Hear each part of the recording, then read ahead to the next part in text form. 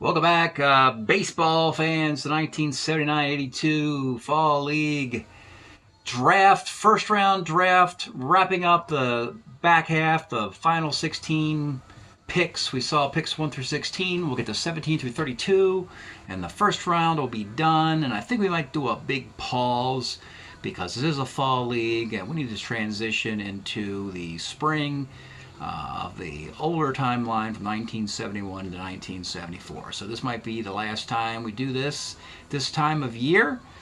But the draft goes on, and it has been a fun first round.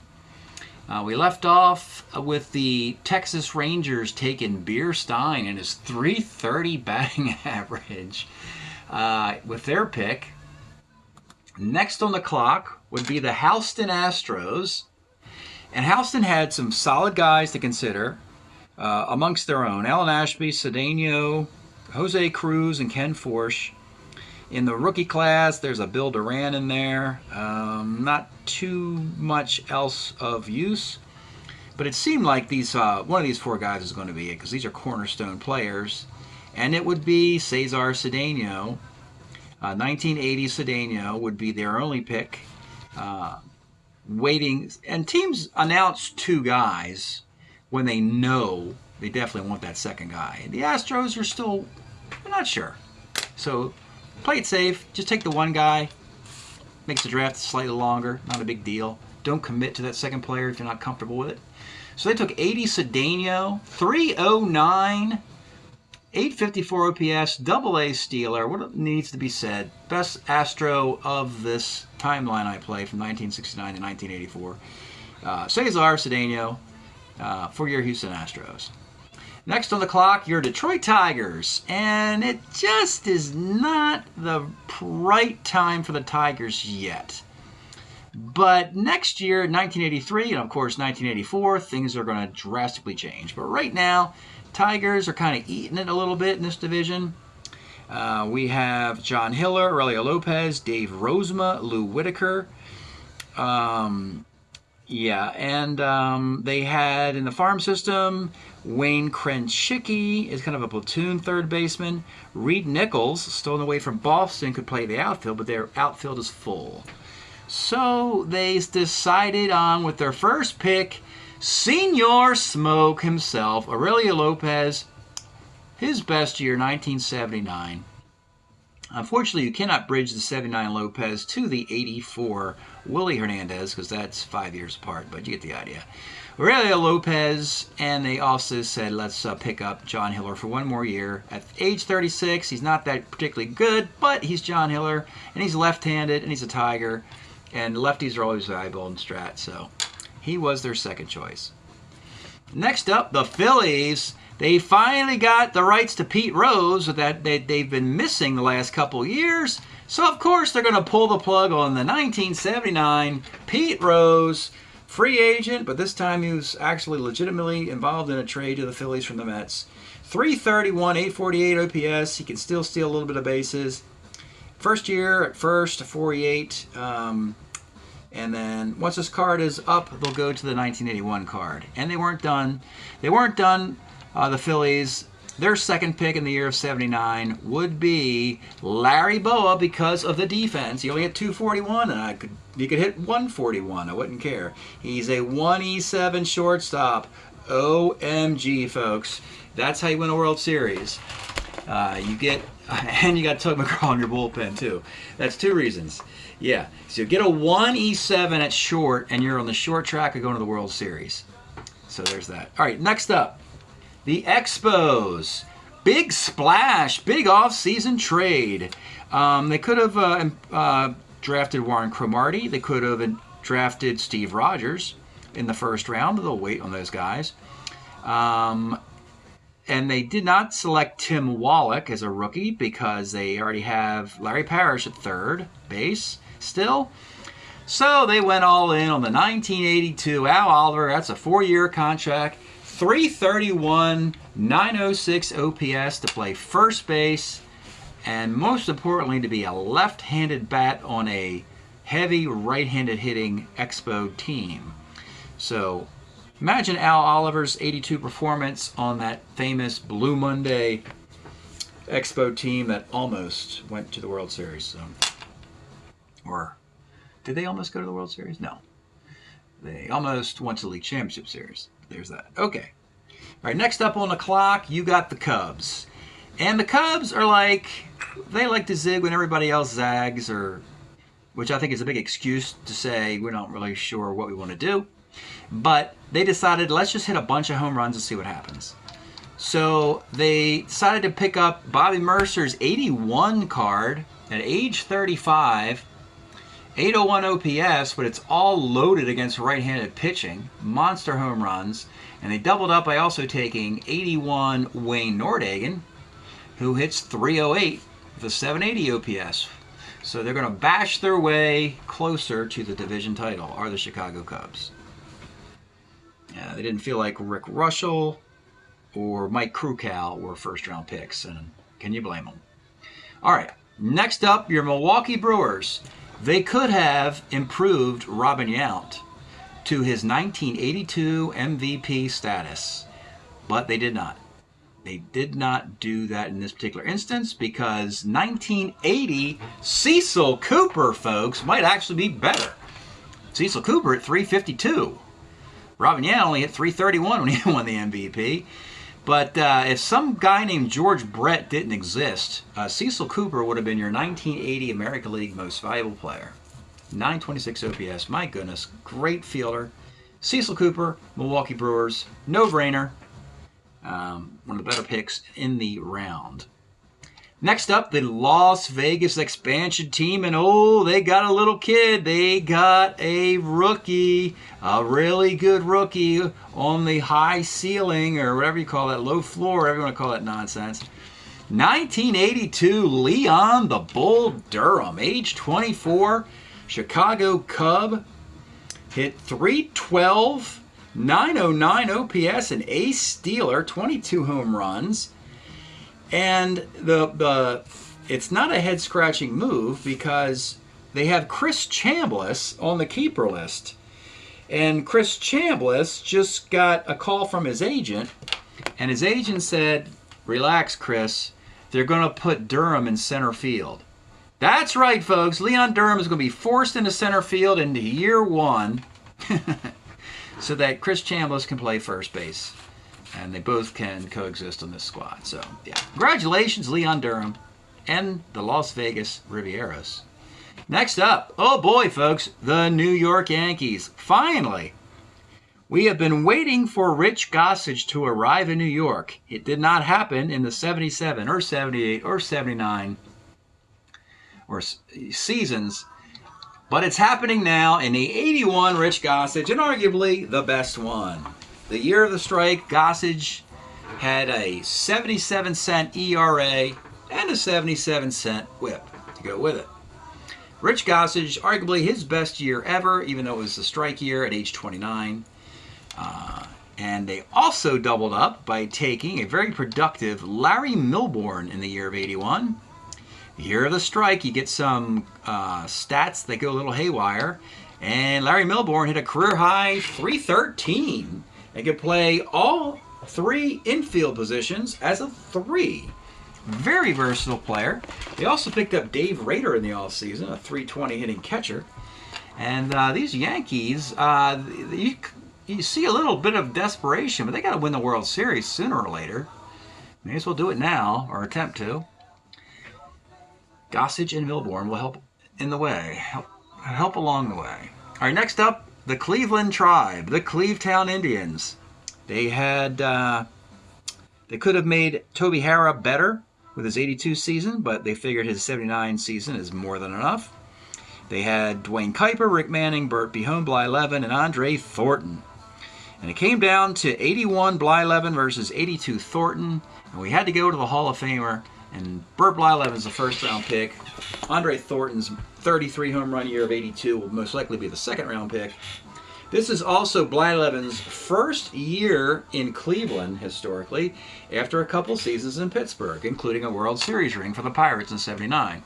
He's got a 116 whip and a 288 ERA in his first year for the Indians. All right, next up on the clock, it is Portland, and they decided to re-up the guys who helped them last year. Chet Lemon arguably has his best year in '79, hitting .318, and Randy Lurch's last decent season is '79, pitching on 3 days rest with a .374 ERA.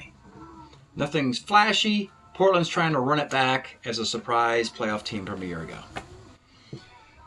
And biggest no-brainer of it all, the Pittsburgh Pirates decided to take 1979 Willie Stargell and 1979 Dave Parker, co-MVPs in either order, folks. We are family. Misters Stargell and Parker, this is it. This is it. Final year, final time. You don't win a World Series now, you ain't never going to win it. Stargell's going to turn into a pumpkin, and the Cobra's going to end up in Cincinnati eventually. So, Pirates, Stargell and Parker. Monster seasons. Parker's in a slight bit of decline. Stargell as well, but it's still the Pirates, and that's still the formula. So there you go. All right, next up, your Kansas City Royals had a bunch of very nice guys. None particularly stood out amongst Frank White, UL Washington, Amos Otis, and Larry Gura. The rookie crop, there was a Darryl Motley that wasn't that great, and Atlee Hammaker wasn't very good. They eventually decided that they would double up, as a lot of these teams are now doubling up late in the first round, securing a good player with the second choice as well. Larry Gura, his best years in this timeline are between 80 and 81. 81 is considered better with a .272 ERA. And so also from the 81 year, they double up with not just a pitcher, but another left-handed pitcher. The rookie Mike Jones, .321 ERA, and, good enough to be the number 3 start on this team, replacing the departed Paul Splittorff, who left the team in an all-season trade. All right, next up, your Hotlanta Braves.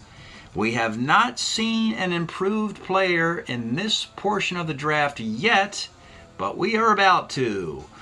The Atlanta Braves had decided to bump up Dale Murphy to his MVP season in 1982. What does it mean? He goes from a 3 in center field to a 1. He's an ace stealer, and he leads the league in home runs and RBI. Dale Murphy, the 1982 National League Most Valuable Player, he gets bumped up from his 80 card to his 82 card. And all that really means is that at the end of this draft, they have to find a scrubby player from the 1980 season to take up one of the roster spots. And they doubled up by taking Charlie Huff. This is hilarious, folks. We got Phil Niekro and Charlie Huff on the same team. Yep, Phil Niekro and Charlie Huff will be teammates, throwing those knuckleballs for the Atlanta Braves half the time. Probably more than half the time. Huff, this is his first year as a starting pitcher, and that's what the Braves are hoping will take them over the top. All right, next up, your Baltimore Orioles. We have seen some interesting players in the year of 1982 get into the league, and ladies and gentlemen, there's not an exception here.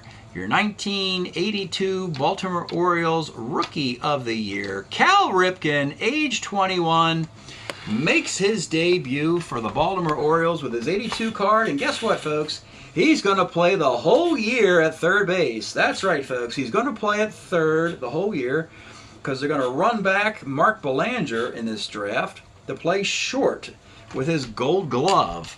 So Ripken will learn from Belanger for a season, and then next year they will move Ripken to his shortstop position. And can you believe Jim Palmer is the second choice? This young Ripken kid, Palmer is routinely the first Oriole chosen in the draft every time his card comes up, but this time he has to take a back seat to the young Mr. Ripken. All right, 2 more teams, and it'll be a wrap for the first round. And these teams are all doubling up. And the teams from the World Series, the California World Series a year ago, starting with the California Angels, they went out in the offseason. They traded away Carney Lansford. They got the rights to Doug DeCinces. They also got the rights to Dave Frost for his 79 card when that comes up. They realized if you hold on to Ron Jackson, I'll hit 330. And it all comes together with the first two picks. Doug DeCinces and Ron Jackson, the 1982 California Angels. Interestingly, 79 Angels won the West. 82 Angels also won the West. So you're at the bookends of this timeline. And boy, is this team potent, folks. They got Brian Downing, 326. Ron Jackson, 331. Bobby Grich, 30 homers, 294. DeCinces, 301, 30 homers. They also acquired Bill Alman, his best year with the White Sox in 81. He had 301 in the Carney Lansford trade. And they still have Dan Ford hitting 290. And of course, your 1979 American League Most Valuable Player, Don Baylor. Don't want to leave him out. Look out, the California Angels, they lost the World Series a year ago. And they are trying to get back. And they feel they've improved at third base. And Carney Lansford would beg to differ. As Carney Lansford, who was traded away, hit 336. So there's that. Anyway. So while these Angels add more beef to the right-handed heavy lineup, your world champion LA Dodgers decided they would stick to something they has built their franchise on, and that is pitching, particularly starting pitching. So they had their choice in this draft in the first round, going with Bill Russell, Terry Forster, Reggie Smith, a couple monster years in 1979 and in 1980, a rookie Steve Sax, but they still got Davey Lopes playing second, so they don't need Sax yet. But they decided on your 1981 Bird Hooton, and they got Rick Honeycutt, who had a great year. He was actually still with the Texas Rangers in 1981, but the Dodgers jumped on him in the redraft of 81, and he becomes their second pick, and he will be replacing Jim Umbarger as the lefty starter in the rotation that won the World Series a year ago. So, Hooton, magnificent year, 2.28 ERA, $1.10 whip. And they're going to run back a similar pitching staff. Don Sutton, Bert Hooton, Rick Sutcliffe, but instead of Jim Umbarger, it'll be Rick Honeycutt in that spot. So the Dodgers are improving their pitching. The Angels are improving their hitting. They played in the World Series a year ago. And we're going to call it. First round results are in. We're going to put a stop on this series for the moment and get back to the 1971-74 Summer League hot stove talks and the Winter Baseball Classic of the 1971 season. Thanks for checking this out, and we'll see you down the road.